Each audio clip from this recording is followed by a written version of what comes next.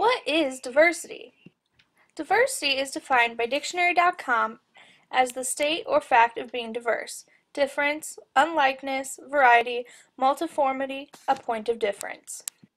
So what is diversity when we look in the classroom?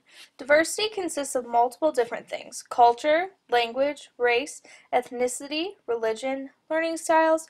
You will see diversity in the classroom every time you see one student that is different than another. As a teacher, it's important to make sure your students understand diversity.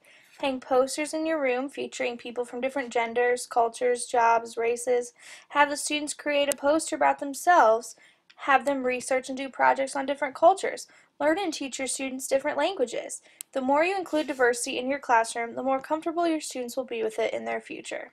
For the purpose of this project, I'm going to talk about language diversity.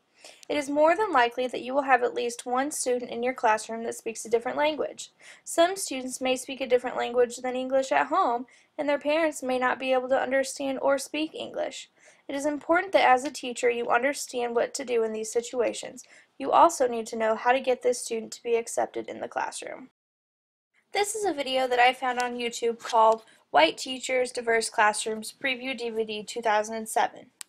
This video is about a teacher who noticed something going on in her classroom and she did something about it. Let's watch and see what happens. Many years ago, my whiteness was brought to my attention through students who told me that I was white and that I didn't understand their perspective. And I started to do what I just said. I happened to be reading some books.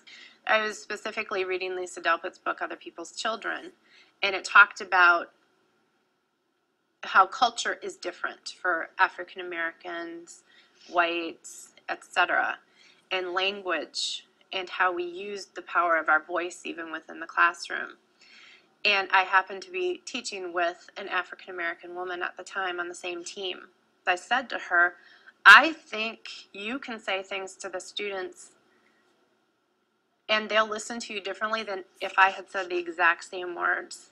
And she said, no, I don't think that's true. I disagree. I said, okay. I kind of went back to my trying to self-reflect and figure it out, what's happening, and trying to gain back or understand what the students needed so that I could really reach them and communicate with them. And she came back to me probably about a week later and said, you know that thing you said to me about how the students, black students, would listen to me differently than you? I asked them.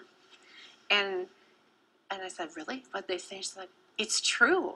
They said, yeah, we'll listen to you differently. You're black like us. And I said, oh, like, I almost felt better. Like, oh, yes, see what I'm reading and thinking about and seeing in my experience. It's not just all in my head. It's true.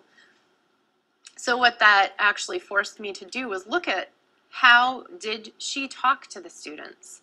How did she relate to the students? And how could I use that in my own teaching? At the beginning, way back when you went to the computer lab, how did you break down the work? You just said go for it? Then that's what you write. And it can be just as simple as directives. Sit down, rather than in the middle class, upper class white culture, it's, could you please sit down? So even learning how to even say simple statements so that students listen to you differently, that's how now it's just become part of my teaching style without me thinking about it, but it was something that I did learn along the way. As we saw in the video, this teacher noticed that the communication with some of her students was different than it ought to be. Rather than ignore this, she saw the problem, approached it, and changed her method of teaching. Having a classroom full of diverse students, it is necessary to understand them. Some students may speak Spanish, Arabic, French, sign language, AAE, or have an accent different than your own. Some students may speak with R-lessness, have a northern city vowel shift, southern cities vowel shift, or speak with the ungliding of I. You will experience multiple different types and forms of language diversity in the classroom, and the students need to become familiar and have at least a small knowledge of why some people talk the way that they do. Dealing with and supporting these multiple diversities in your classroom can be very difficult. You may have a student that speaks a different way and is picked on because of this. Students need to be educated on the different ways that people talk and why so that they better understand it. People normally have a difficult time grasping things that are different or unusual from what they are used to. By educating your students and letting them understand why people talk the way that they do, they will better understand and be more adept to accept people who talk differently. Creating and discovering lessons and activities that will help the students learn different languages and different dialects can be very beneficial to the classroom environment. If the students have fun activities that pique their interest, then they will be better interested in completing the activities. Coming up with different ways to incorporate different languages and dialects into the classroom will also help the students become more aware and more comfortable with those ways of speech. Confronting and turning diversity into an everyday part of your classroom is much more beneficial than ignoring it. Letting students know that everybody is different and that these differences make each person unique will allow for a better classroom environment. If students are more comfortable and understanding of each other, then they are more likely to create a close-knit classroom environment. Working with language diversity may be difficult at the beginning, but it will be very helpful and everlasting in the end.